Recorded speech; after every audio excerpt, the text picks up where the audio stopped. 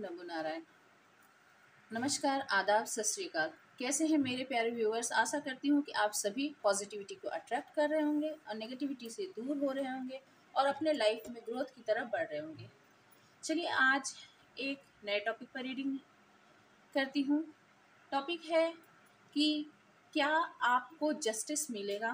Divine angel की तरफ से हम मैसेज भी लेंगे और आपने अपने रिलेशनशिप में, आपने अपने करियर में, आपने अपनी फाइनेंस में, जहाँ भी आपने मेहनत की है, तो क्या डिवाइन आपको जस्टिस प्रोवाइड करेंगे। तो हम पहले डिवाइन से ही क्वेश्चन पूछेंगे कि क्या डिवाइन आपको जस्टिस प्रोवाइड करेंगे।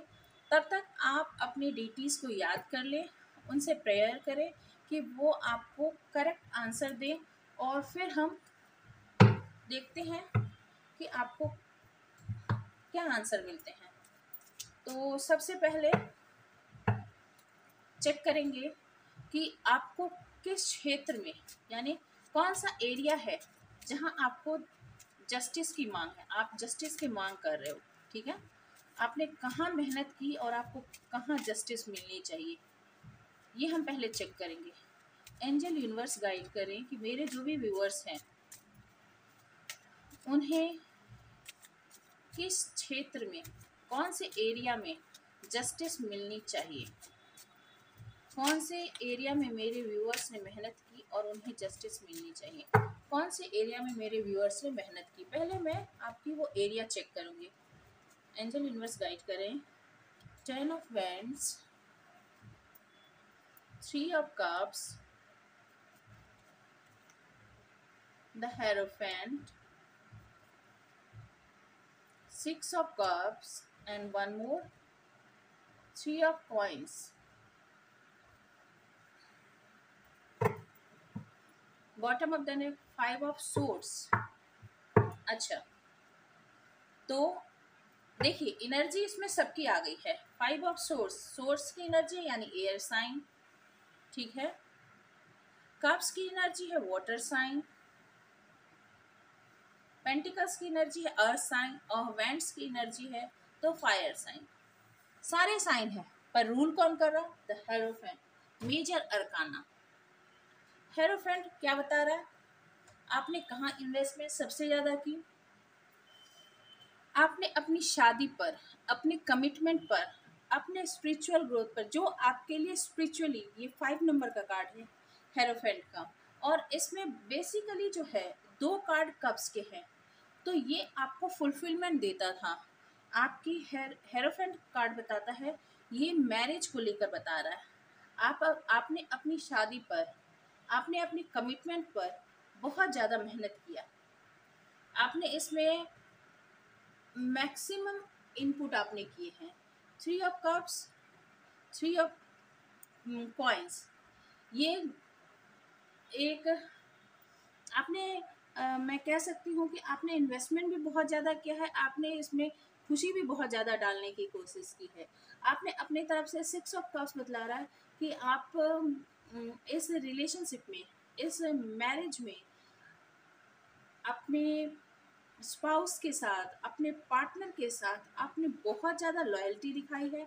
आपने मैक्सिमम इनपुट डाले हैं। 10 ऑफ वैंड्स बताता है कि इस रिलेशनशिप का बर्डन केवल आपने उठा रखा था, यानी जितना बोझ हो सकता था, जितनी एनर्जी, जितनी पोटेंशियल डाली जा सकती थी, वो आपने अपने ही कंधों पर ले रखी थी। आप ही इस रिलेशनशिप का बोझ उठाकर थे।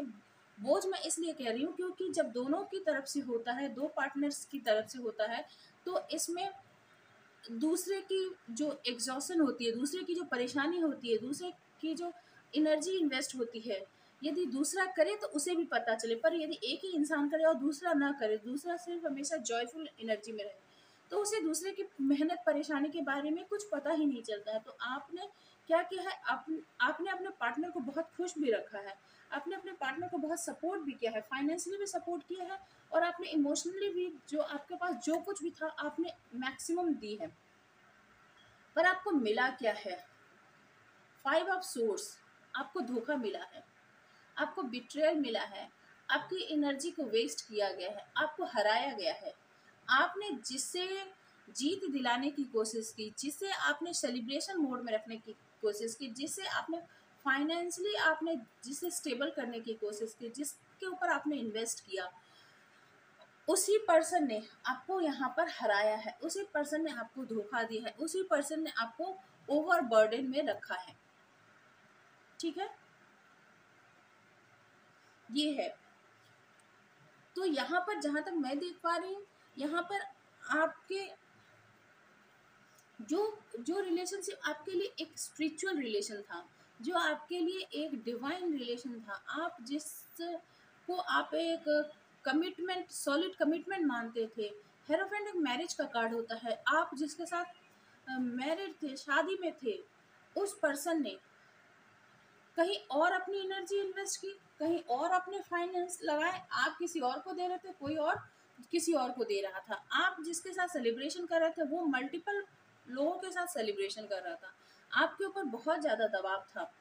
आप कम उम्र के होकर भी आप एक ऐसे मीन और ऐसे कनिंग पर्सन के ऊपर इन्वेस्ट कर रहे थे। यहाँ पर देखिए, एक छोटी उम्र की लड़की और एक बड़ी उम्र की लड़की है, या बच्चा है कह सकते हैं, एक बड़ा है एक छोटा है, और यहाँ पे एक काला कौवा बैठा है। तो ये पर्सन जो है, ये नेगेटिविटी से जुड़ा हुआ है, और ये जो है, ये प्योर हार्ट का है। इसके पास जितनी क्षमता है, इसके पास ऑलरेडी देखिए यहाँ पे 5 वास और इसमें फ्लावर्स हैं, इसके पास एक ही है। तो ये इसको दे रहा है और ये इसको भी ले रहा है, आप समझ रहे हो। तो इस पर्सन के पास सब कुछ होते हुए भी फिर भी ये आपसे ही ले रहा था, और आपके पास जो भी था आप दिए जा रहे थे, दिए जा रहे थे। यानी आपने इमोशन केवल दिया है, आपको रिटर्न में कुछ भी नहीं मिला है। 3 ऑफ कॉइंस, आपने इस रिलेशनशिप में काफ़ी स्टेबिलिटी लाने की कोशिश की, काफ़ी आपने इन्वेस्टमेंट किया, आपके फाइनेंस को भी आपने इन्वेस्टमेंट किया, पर यहाँ पर आपको नेगेटिविटी मिली। आप जितने पॉजिटिव थे, जितने एनर्जेटिक थे, वहाँ दूसरी तरफ से आपको नेगेटिविटी मिली। यहाँ पर भी देखिए 5 ऑफ सोर्स, ये जो पर्सन है, यहाँ भी क्रॉ है, यहाँ भी कौवा है, यहाँ भी कौवा है।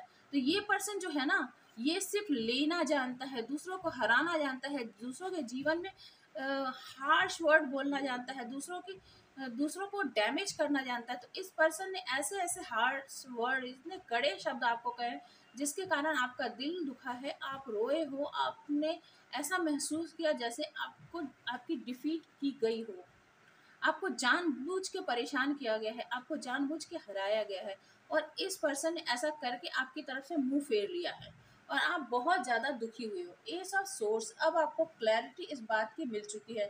5 ऑफ कॉइंस भी है नीचे, इसके देखिए। इस पर्सन ने आपको, जिसके ऊपर आपने इतनी इमोशन, इतने इन्वेस्टमेंट, इतना बर्डन लिया, उस पर्सन ने आपको 5 ऑफ कॉइंस की एनर्जी में छोड़ा, 5 ऑफ सोर्स की एनर्जी में छोड़ा। उसने आपको डिप्राइव किया, उसने आपको अकेला किया, लेफ्ट इन द कोल्ड छोड़ा। यानी सबसे बुरे समय में, आपके लाइफ की जो सबसे खराब समय हुआ, उस खराब समय में इसने आपको अकेला छोड़ दिया, और ये रिलेशनशिप जो है डेथ तक पहुंच गया है। यानी जो आपने अनुमान किया था, जो आपने सोचा था कि ये पर्सन जैसा है, उसके ठीक विपरीत ये पर्सन था। यानी रिलेशनशिप का एक तरह से खात्मा हो चुका है। वैसे भी 10 ऑफ वेंट्स बताता है कि बोझ लेने की जो मतलब हद होती है ना, वो हद पार हो गई है इस रिलेशनशिप में। आपको हराया गया है, हद पार हो चुकी है, कुछ बचा नहीं है। चलिए दूसरे टैरो डेक से देखते हैं कि क्या आपको इंसाफ मिलेगा, क्या आपको जस्टिस सर्व किया जाएगा। एंजल यूनिवर्स गाइड करें, मेरे जो व्यूअर्स हैं उन्हें इस रिलेशनशिप में जस्टिस सर्व किया जाएगा, जस्टिस सर्व किया जाएगा। एक अपने आप ही अनफोल्ड हुआ है। 9 ऑफ कप्स, मैं थोड़ा सा और नीचे कर देती हूँ ताकि आपको कार्ड ठीक से दिखे। आई होप सारे कार्ड दिख रहे होंगे। 9 of cups, night of swords, 8 of wands,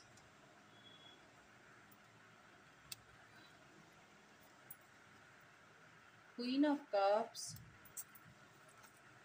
one more card, 7 of Pentacles, and bottom of the deck Death। देखिए मैंने कहा ना, इस रिलेशनशिप का खात्मा हो चुका है, एक कंप्लीशन आ चुकी है इस रिलेशनशिप में। 9 ऑफ कप्स, वर्तमान में आप सिंगल हो और खुद पर काम कर रहे हो। आपने दूसरों से उम्मीद करना छोड़ दिया, दूसरों को सर्व करना छोड़ दिया, दूसरों को प्यार करना छोड़ दिया। अब आप अपने वेलबींग पर, अपने हेल्थ पर, अपने मेंटल पीस पर, अपने आप को फुलफिल करने पर आपने ध्यान देना शुरू किया है। और जब आप ये सब करोगे ना, तो धीरे धीरे सब कुछ ठीक होने लगेगा। जब हम खुद को ही वो कहते हैं ना कि जिसके पास कुछ होता है, लोग उसी की मदद करने के लिए आते हैं आमतौर पर। तो जब आपके पास आपका कप भरा हुआ होगा, 9 ऑफ कप्स, जब आप खुद को फील करोगे ना, तो लोग आपको ऑफर करने के लिए आएंगे। और यदि लोग खाली आपको देखेंगे तो लोग आपसे दूर भागेंगे। नाइट ऑफ सोर्स, और जब आप इस सिचुएशन या इस पोजीशन में पहुंचोगे 9 ऑफ कप्स की एनर्जी में, तब आपका पार्टनर नाइट ऑफ सोर्स तेजी से आपकी तरफ बढ़ेगा। वो बहुत तेजी से आपकी तरफ बढ़ेगा और फिर वो आपसे अप्रोच करने की कोशिश करेगा। यहाँ पर ये दिख रहा है कि वो आपकी तरफ बढ़ना भी चाहता है, वो पर्सन आपकी तरफ बढ़ना चाहता है। यहाँ पर डिवाइन की तरफ से ये भी मैसेज है कि वो एक बहुत ही चालाक पर्सन है। उसके एक हमेशा ही एक इरादे होते हैं, कुछ ना कुछ वो पहले से प्लानिंग करके रखता है कि वो आपकी तरफ क्यों आएगा, आपसे उसे क्या चाहिए। ठीक है, क्यों? क्योंकि पास्ट में आपने उसे बहुत कुछ दिया है, आपने उसे बर्डन फ्री रखा है, आपने उसे हैप्पीनेस दी है, आपने उसे लव दिया है, आपने उसे पैसे दिए हैं। ठीक है, तो जब इतना सब कुछ आपने दिया है उसे, तो वो आपके तरफ क्यों नहीं आएगा? जब आप वापस से अपने आप से प्यार करने लगोगे, तो वो फिर आपसे जुड़ने की कोशिश करेगा।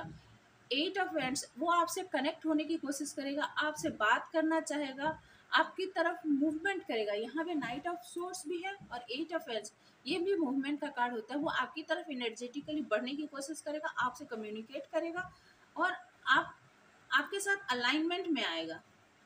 जुड़ने की बार बार कोशिश आ रही है कि जुड़ने की कोशिश करेगा, बात करेगा। जो भी मिसअंडरस्टैंडिंग हुई है, मतलब मिसअंडरस्टैंडिंग आपकी तरफ से नहीं है, वो आपको बताने की कोशिश करेगा कि मिसअंडरस्टैंडिंग है, वो बात करने। क्योंकि क्वीन ऑफ कप्स, आप जो हो अभी क्वीन ऑफ कप्स की एनर्जी में, क्योंकि वो जानता है कि आप क्वीन ऑफ कप्स हो, एक बहुत ही नर्चरिंग, बहुत ही प्यार करने वाला इंसान, जो दूसरों के लिए बहुत ही काइंड हार्टेड है। आप दूसरों के लिए बहुत उदार है, दूसरों के लिए आप बहुत दया मया ममता रखते हो, दूसरों से बहुत स्नेह करते हो, बहुत प्यार करते हो। ये आपका पर्सन जानता है और इसीलिए वो आपके पास अप्रोच करेगा। 7 ऑफ पेंटिकल्स, आपने पास्ट में बहुत इन्वेस्टमेंट किए हैं, बहुत मेहनत की है इस रिलेशनशिप में, आपने बहुत इन्वेस्ट किया, बहुत परिश्रम किया इस रिलेशनशिप को बनाने के लिए। ये वो पर्सन जानता है और अब वो इन्वेस्ट करना चाहता है। अब वो 7 ऑफ पेंटिकल्स, अब वो चाहता है कि आपकी तरफ बढ़े, क्योंकि जानता है कि आप जो हो, जिस रिलेशनशिप पे आपने इतनी मेहनत की है, आप उसे बेकार जाने नहीं दोगे, ऐसी उसकी सोच है। पर रिलेशनशिप जो है डेथ की कगार पे आ गया है, लगभग खत्म हो चुका है। तो ये बात भी उसके अंदर क्लियर है कि ये रिलेशनशिप एक तरह से खत्म हो चुका है। और चलिए थोड़े से और कार्ड गाइडेंस के रूप में देख लेते हैं, दूसरे टैरो डेक से देखेंगे कि आपको क्या करने की ज़रूरत है, आपको क्या करने की ज़रूरत है।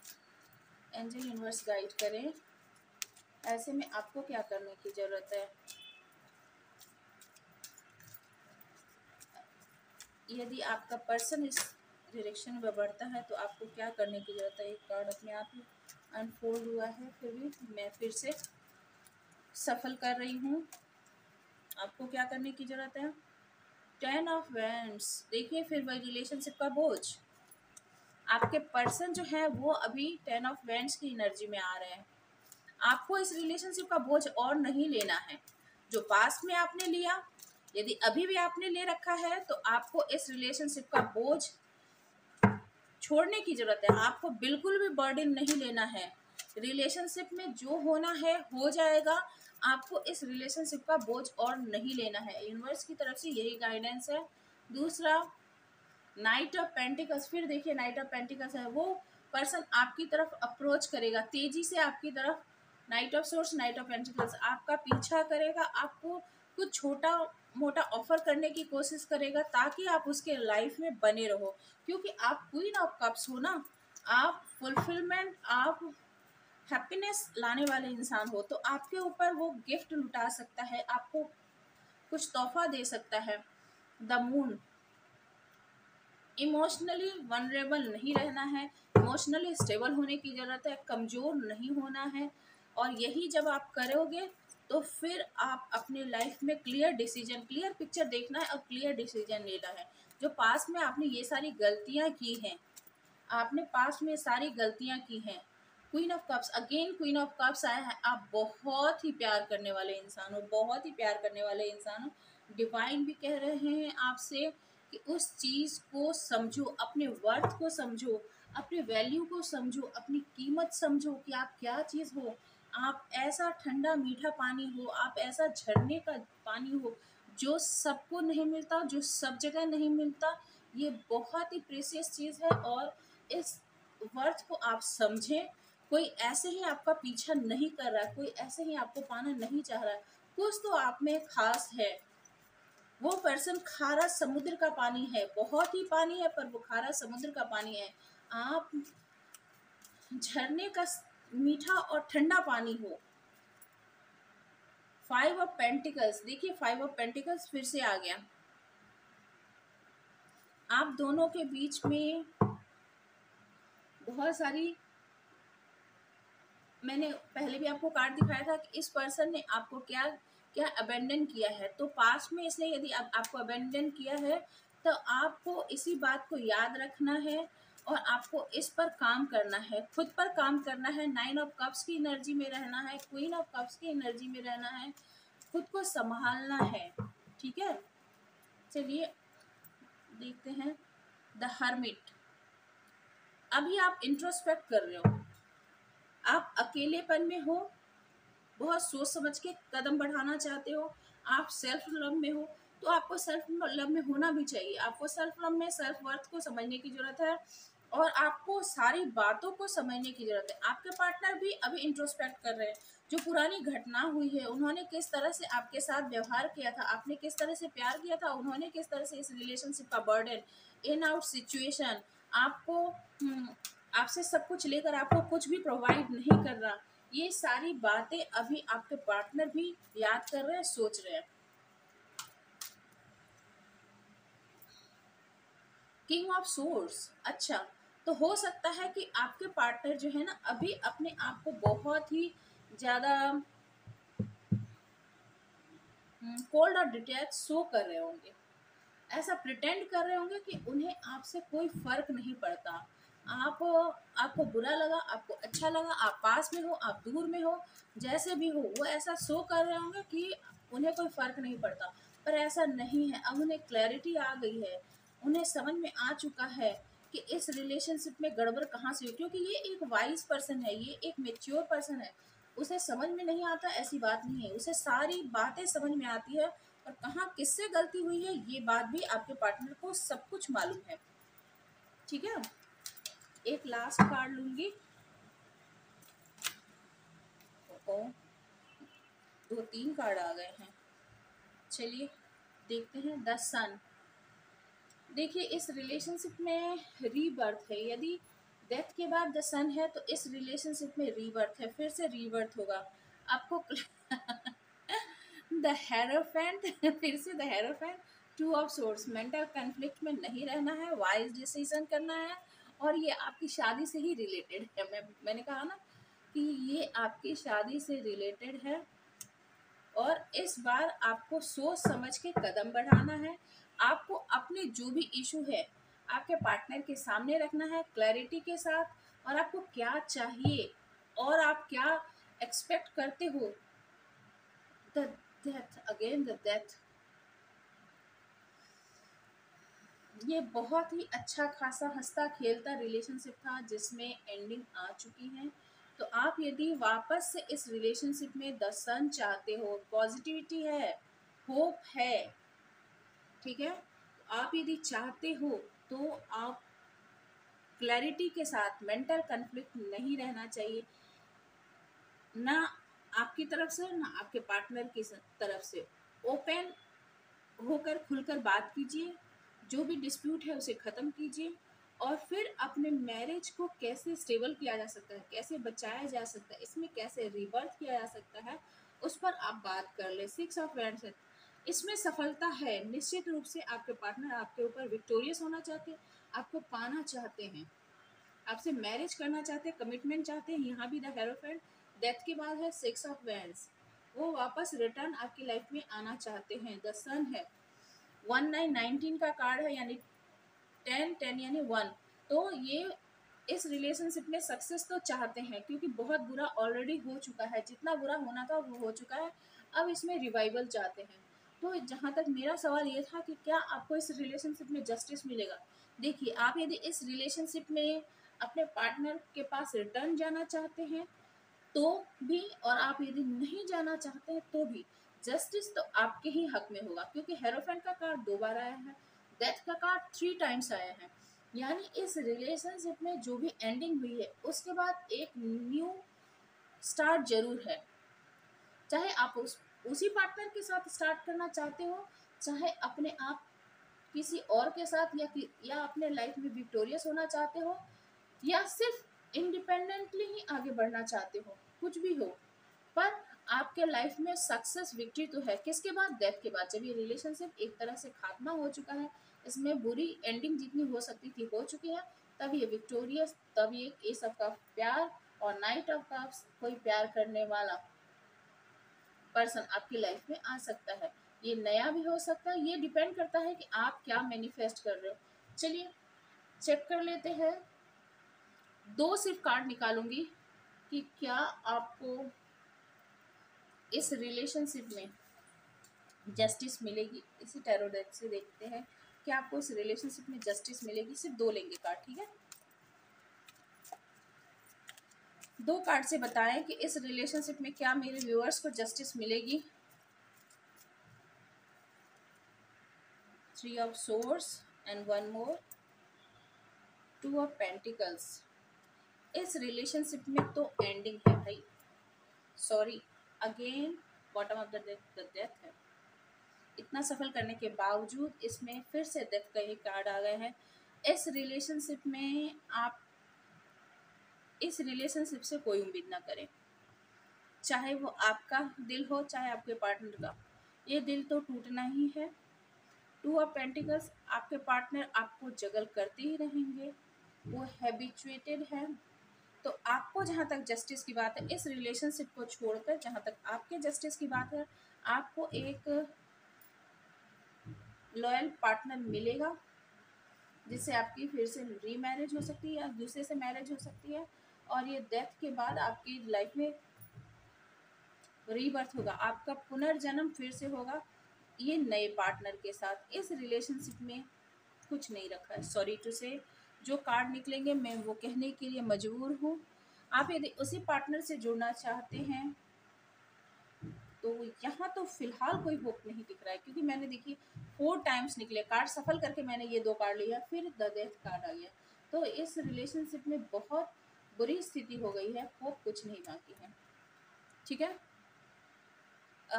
ये रीडिंग यदि आपसे स्टोरी, आपकी स्टोरी लाइन से ज़रा भी रिलेट करती हो तो प्लीज़ कमेंट करें, लाइक करें, शेयर करें, सब्सक्राइब करें, और इसे एक गाइडलाइन की तरह लें।